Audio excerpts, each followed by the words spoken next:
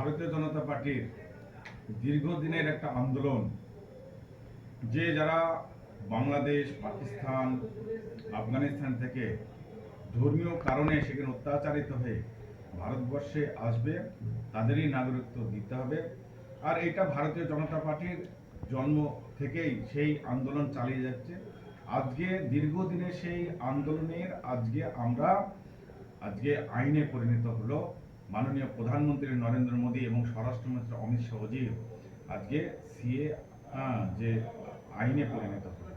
এতে সারা ভারতবর্ষে প্রত্যেকটা নাগরিকের উপকৃত হবে।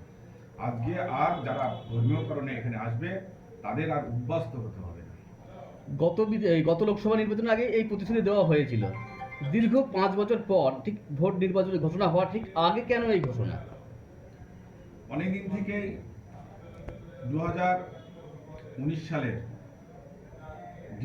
11ই ডিসেম্বর এটাকে নোটিফাইড ঘোষণা করা হয়, কিন্তু তারপরে পার্লামেন্টে বিরোধী দল তারা দীর্ঘদিন ওয়াক আউট করছে, পার্লামেন্ট চলতে দেয়নি এইটাকে লাগু করা যাতে না হয়।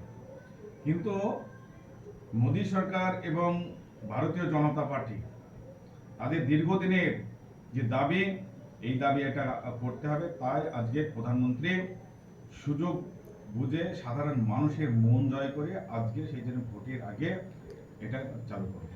কৃষ্ণনগর লোকসভা কেন্দ্রে একটা বিরাট সংখ্যালঘু ভোট রয়েছে, মুসলিম ভোট। তা এই যে লোকসভা ভোটের আগে সিএ কার্যকরী করা হলো, সেক্ষেত্রে লোকসভা ভোটে কতটা প্রভাব পড়বে মানে মুসলিম ভোট ব্যাংকের ক্ষেত্রে? আসলে সিএ নিয়ে মুসলিমরা বেশি চিন্তিত নয়, সবচেয়ে বেশি চিন্তিত হচ্ছে টিএমসি, সিপিএম এবং কংগ্রেস রাজনৈতিক দলগুলি, যারা মুসলিমদের ভোট ব্যাংকে পরিণত করেছে। দীর্ঘদিন আগে কংগ্রেস করছে, সিপিএম করছে, এখন টিএমসি করছে। আজকে সেই রাজনৈতিক দল যদি সিএ সাধারণ মানুষের কাছে, সমগ্র ভারতবাসীর কাছে প্রকৃত সত্যটা তুলে ধরা যায়, যে মুসলমানরা দীর্ঘদিন যারা ভারতবর্ষে বাস করছে, বাপ ঠাকুর দাদার আমলে যারা বাস করছে, তাদের নিয়ে তো কোনো সমস্যা নেই। যারা বাংলাদেশ, পাকিস্তান, আফগানিস্তান থেকে সেখানে সন্ত্রাস করে আজকে অবৈধভাবে ভারতবর্ষে আসছে, এসে এখানে কারোর বাড়ির বিবাহ সূত্রে কারোর জামাই হচ্ছে, কারো আত্মীয় স্বজন হয়ে এখানে বসবাস শুরু করছে, আমাদের বক্তব্য হচ্ছে সেই সব উগ্রপন্থী বা অনুপ্রবেশ তাদেরকে আমরা সিএ আইনে তাদের উপর লাগু হবে এবং তারা বাংলাদেশে ফেরত পাঠাবো বা পাকিস্তানে ফেরত পাঠাবো। এটাই ভারতবর্ষের আইন, সিএ আইন।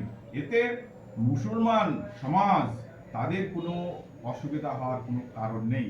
তারাও যদি আমরা ঠিক মতো বুঝাতে পারি, সমস্ত রাজনৈতিক দলগুলি ভোটের রাজনীতি না করে যদি সিএ প্রকৃত তথ্যটা সাধারণ মানুষের কাছে তুলে ধরে, তাহলে আজকে মুসলিম কেন কোনো সম্প্রদায়ের আজকে এই সিএ নিয়ে কোনো ভয় বা ভীতি হওয়ার কোনো কারণ নেই। নদিয়া জেলায় একাংশ মতুয়া সংগঠন রয়েছে, সেই জায়গায় দাঁড়িয়ে কতটা কার্যকরী হবে?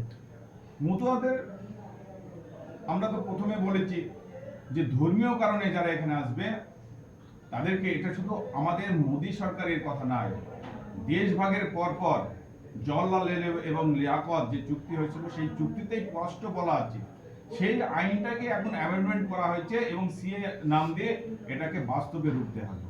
তাই আজকে কংগ্রেস যেটা করে দিচ্ছে সেইটাকেই মোদী সরকার বাস্তবে রূপ দিচ্ছে। আর সেই জন্যেই যারা ধর্মীয় কারণে আজকে ওখান থেকে উদ্বাস্ত হয়ে এখানে আসছে, অত্যাচারিত হয়ে আসছে, হিন্দু, খ্রিস্টান, বৌদ্ধ, পার্সি, তাদেরকে অবশ্যই এই ভারতবর্ষে নাগরিকত্ব দেওয়া হবে।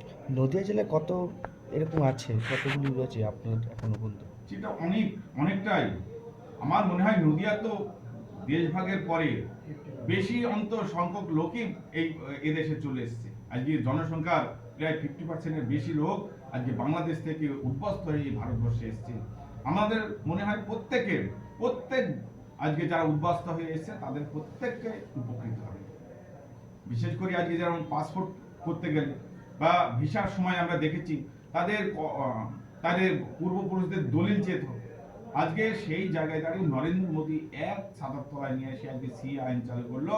কোনো কিছু দেখানো, শুধু নাগরিকত্ব কার্ডটা দেখালে তাদের আর কিছু দেখানোর প্রয়োজন হয় না। রাজ্য সরকার তো মানছে না।